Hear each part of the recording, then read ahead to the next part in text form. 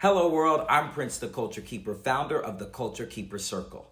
Today I want to share what's at stake at the Library of Congress. The United States Library of Congress was founded in 1800 by an act of Congress and signed into law by President John Adams. It sits on Capitol Hill in Washington, D.C. across three buildings: the Thomas Jefferson, the John Adams, and the James Madison buildings, respectively. The library holds more than 178 million items, including 38 million books in over 470 languages, 70 million manuscripts, 14 million photographs, 8.2 million maps, 3.6 million sound recordings, 1.9 million films, 5.5 million pieces of sheet music, and hundreds of thousands of newspapers, comics, and periodicals. More than 30 million of these items are available online through the library's digital collections portal. The Library of Congress houses one of the only three perfect vellum copies of the Gutenberg Bible, the first major book printed using movable type. It maintains original drafts of the Declaration of Independence and the Emancipation Proclamation, offering rare insight into the founding and redefinitions of the United States.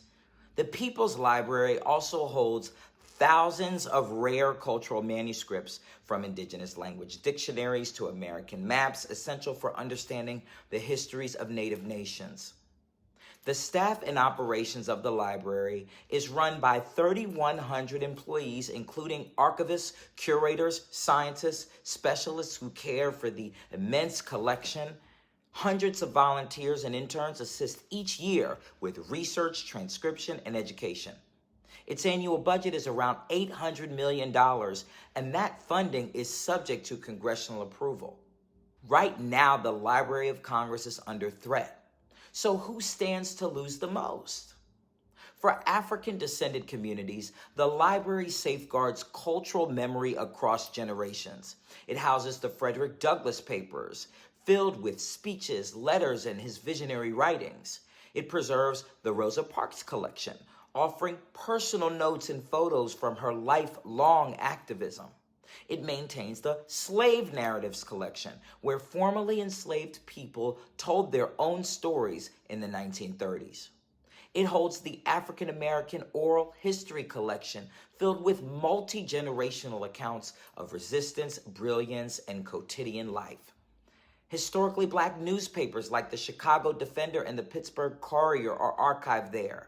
And so are music recordings from gospel and hip-hop that shaped both American and global sound. And the library's HBCU collections from our nation's historically Black colleges and universities document the political and intellectual force of Black colleges. These are blueprints for cultural power, survival, and freedom. For Indigenous nations, the library affirms sovereignty, memory, and survival. It holds over 370 treaties between tribal nations and the U.S., many with original maps and signatures still cited in court today. The Curtis Collection preserves 40,000 photos and recordings of Native life at the turn of the 20th century. Its oral history archives capture elders sharing stories and ceremonies in Native languages.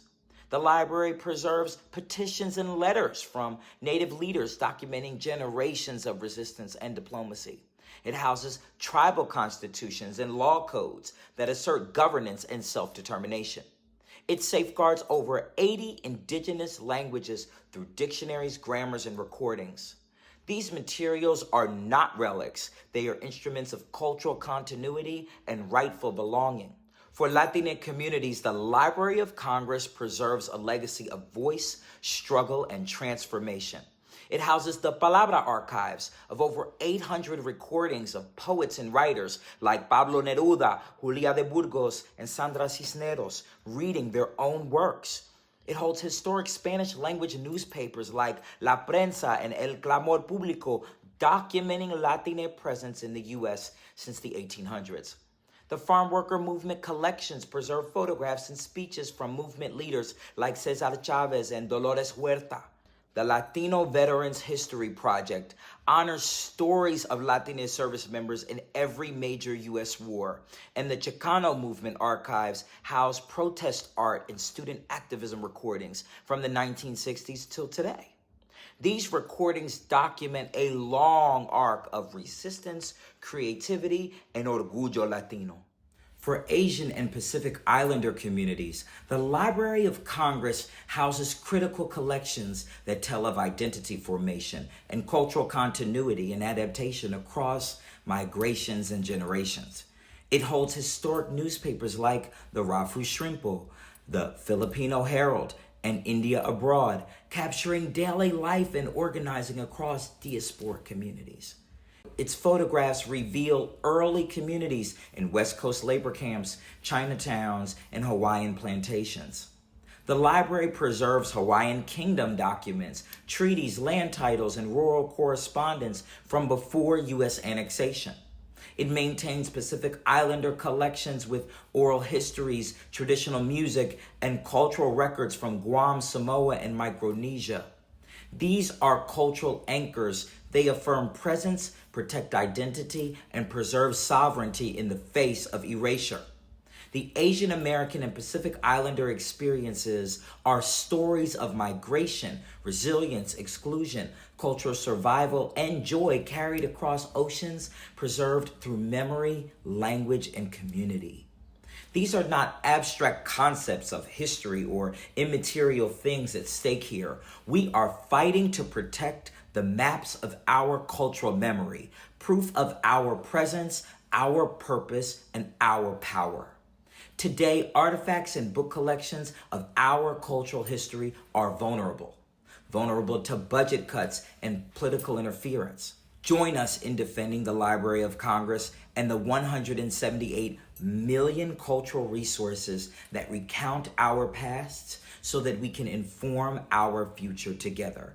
Visit www.culturekeeperscircle.org and donate using any of the green buttons on our page. Follow us on all social media channels, like, share, repost, amplify, because the cost of us losing our history has never been higher.